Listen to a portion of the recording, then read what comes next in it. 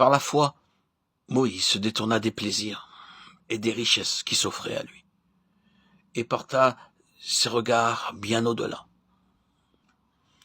Par la foi, il fit la démonstration de ce que son cœur espérait. Pas à pas, il se laissa conduire hors du domaine du visible, jusqu'en la communion du Dieu invisible. Communion, intimité, qu'il ne soupçonnait même pas quand il fit son choix en Égypte. La foi est la clé de toutes les richesses divines. L'Évangile déclare ce qui est dans le monde invisible. La foi, c'est simplement croire Dieu, même lorsque ses affirmations semblent démenties, parce qu'il tombe sous le sens et sous les yeux. C'est l'action qui manifeste notre foi en la parole de Dieu. Nous agissons d'après ce que Dieu dit, déclaration que nous croyons et auxquelles nous devons nécessairement obéir. Une foi vivante implique l'action. Une foi qui n'agit pas peut être considérée comme morte. Une acceptation purement intellectuelle de la vérité n'en fera jamais la démonstration pratique. Si nous croyons la parole de Dieu, agissons en conséquence. N'oublions pas cependant que la foi, qui est une démonstration des choses invisibles, demande la communion avec Dieu. Et c'est sur ce point que bien des âmes font naufrage. Elles se reposent sur ce que d'autres leur ont dit de la parole écrite, plutôt que sur ce que Dieu leur dit par sa parole.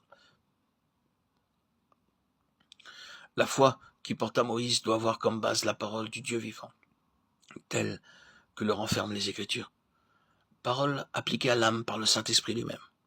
Quand Dieu parle, ses ordres comportent la force nécessaire à leur exécution. Par la foi que Dieu donne et l'assurance de la rémunération, le voir, lui parler face à face, nous aussi nous pouvons détourner les regards du monde et des choses de ce monde, et déclarer ainsi que nous cherchons une meilleure patrie, la céleste. Nous aussi nous pouvons nous détourner des plaisirs du péché, de la recherche du moi, et choisir le chemin de la croix.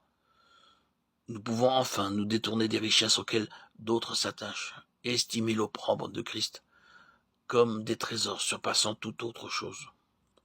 La foi qui compte, l'opprobre comme une richesse, et par là même une démonstration, une manifestation, et nous faisons l'expérience que notre légère affliction du moment présent produit pour nous, au-delà de toute mesure, un poids éternel de gloire, parce que nous regardons non pas aux choses visibles, mais à celles qui sont invisibles et éternelles.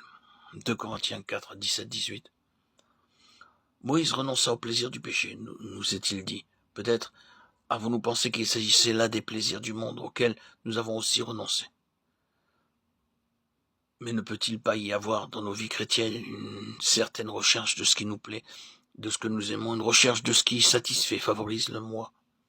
Pour Moïse, ces plaisirs qui se trouvaient à la cour de Pharaon, ces trésors de l'Égypte, c'étaient ceux de l'intelligence, c'étaient les joies d'un milieu cultivé, de l'intimité avec des hommes d'un esprit supérieur. Certes, nous admirons grandement Moïse, et nous pensons volontiers que nous aurions fait comme lui. Mais examinons nos vies. Avons-nous choisi l'existence facile, confortable, ou le chemin de la croix? Nos aises ou le sentier du sacrifice? Refusons-nous des concessions au monde ou refusons-nous de nous associer à lui? Nous amassons-nous des trésors sur la terre ou bien amassons-nous dans le ciel auprès de Dieu un trésor qui ne manque jamais? Comme Moïse, renonçons-nous à tout ce qui s'étend sous nos yeux pour rechercher la communion avec Dieu dans l'ardent désir de lui parler face à face? Avons-nous décidé avec le secours de sa grâce de le connaître aussi intimement qu'il est possible de le faire pendant les jours de notre pèlerinage terrestre?